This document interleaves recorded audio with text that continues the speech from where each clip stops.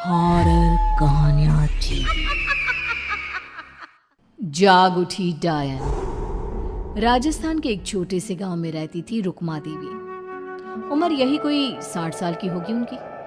गांव के लोग कहते थे कि वो औरत नहीं बल्कि डायन थी, क्योंकि शादी होते ही रुक्मा के पति की मौत हो गई और फिर धीरे धीरे उसके परिवार के सब लोग एक एक करके खत्म हो गए और साथ ही गांव में पड़ा अकाल। जमीन सूख गई, खेती सूख गई, लोग भूखे मरने लगे। रुक्मा को गांव से बाहर निकाल दिया गया और तब से वो गांव के बाहर झोपड़ी बनाकर रहने लगी। कोई भी रुक्मा के घर के आजू बाजू से गुजरता तक नहीं था। एक दिन गांव के रहने वाले रतन और उसकी पत्नी आनंदी को दूसरे गांव से आते वक्त रात हो गई और अंधेरे में रास्ता भटक के वो रुक्मा की झोपड़ी के पास जा पहुंचे। अरे आनंदी, ये क्या हो गया? हम तो रुक्मा डायन की झोपड़ी के पास आ पहुंचे। अब तो सब बुरा होगा। जल्दी जल्दी से निकल यहाँ से। हाँ जी, सही कहते हैं आप। ये डायन हमको खा जाएगी। जल्दी भागो यहाँ से। तभी रुक्मा झोपड़ी से बाहर आती है। अरे रुको, तुम लोग यहाँ मेरी झोपड़ी में आराम कर लो और देखो, इस रास्ते पर आगे मत जाना। हाँ, हमें आगे जाने से इसलिए रोक रही है ना, ताकि हमें मार डाले तू। अरे ना ना, मैं तो तुम्हारी जान बचाना चाहती हूँ, मेरी बात तो सुनो।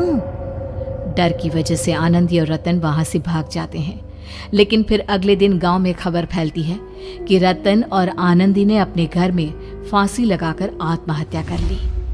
वजह क्या थी किसी की समझ में नहीं आया।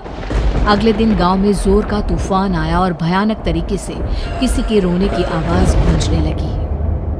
अरे भाई, लगता है उस डायन रुक्मा ने गांव पे काला जादू कर दिया है। हाँ भाई, मुझे भी ऐसा ही लग रहा है। लगता है कल आनंदी और रतन मर गए। लगता है ये उसी का किया धरा है।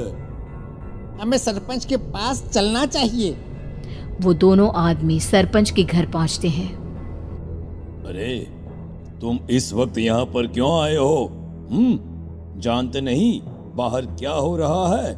कितनी डरावनी आवाज गांव में गूंज रही है। बस मालिक, किसी तरह आ गए। पूरे गांव वालों की जिंदगी का सवाल है। अरे मालिक, ऐसे तो सब एक एक करके मर जाएंगे। तो क्या चाहते हो? क्या किया जाए? मालिक, हमें रुक्मा को मारना होगा। अरे जब तक वो डायन गांव में जिंदा रहेगी तब तक गांव में ये सब होता ही रहेगा।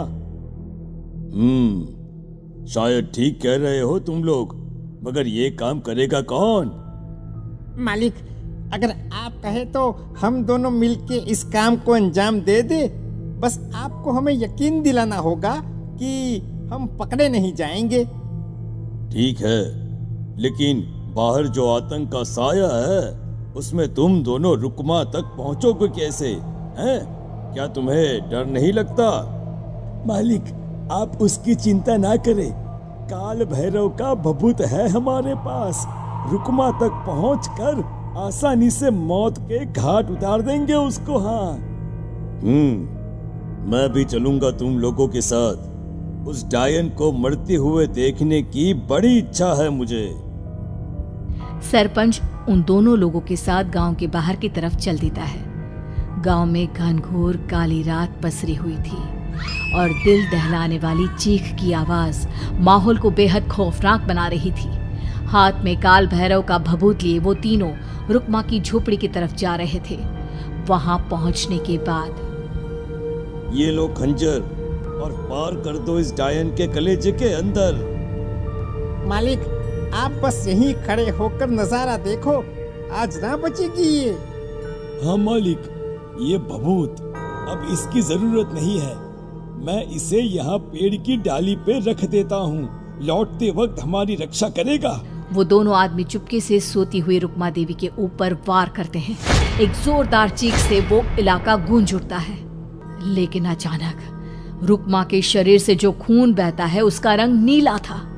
ये देखकर वो दोनों आदमी डर से कांपने लगते हैं। अरे अरे अरे अरे, ये क्या? अरे इसके खून का रंग तो नीला है। अरे तो क्या हुआ?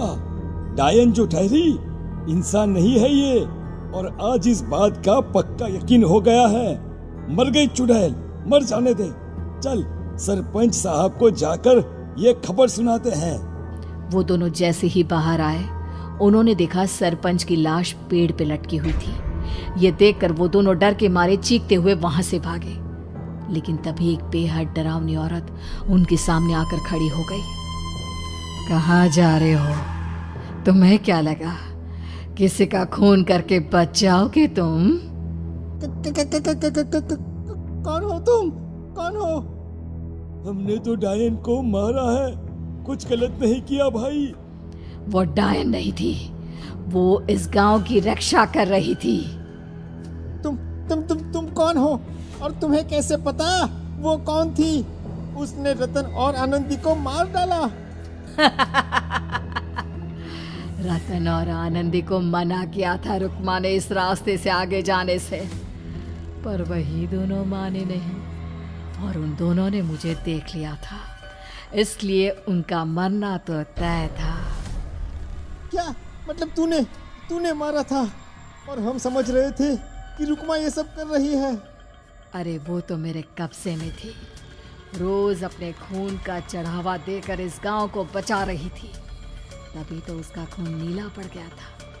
लेकिन तुमने तो उसे मारकर मेरा काम आसान कर दिया। अरे नहीं नहीं, हम नहीं मानते कि ये सच है। नहीं मानते तो बताओ सरपंच कैसे मरा फिर? क्योंकि उस वक्त तो तुम लोग रुक्मा को मार रहे थे ना, जवाब दो। हाँ, बात तो सही है। इसका मतलब इसका मतलब अब तुम लोगों ने अपनी मौत को खुद दावत दी है, क्योंकि जो तुम लोगों को बचाने की कोशिश कर रही थी वो तो अब रही नहीं। अरे लेकिन कौन है वो जो हम लोगों को मारना चाहता है? आत्मा, रुक्मा के घर वालों की आत्मा। वो लोग कोई आम आदमी नहीं, खूनी भेड़िए थे, और रुक्मा ने उनका ये राज जान लिया था। रुक्मा के अंदर शक्तियां थी जिसके चलते उसने उन सबको खत्म कर दिया। क्या? अरे लेकिन पूरा गांव तो समझ रहा था कि रुक्मा अपने घर वालों को खा गई। खा रुक्मा नहीं, मैं आ गई। क्योंकि असली डायन मैं हूं, और अब कोई नहीं बचेगा इस गांव में, कोई नहीं। भागो तुम दोनों।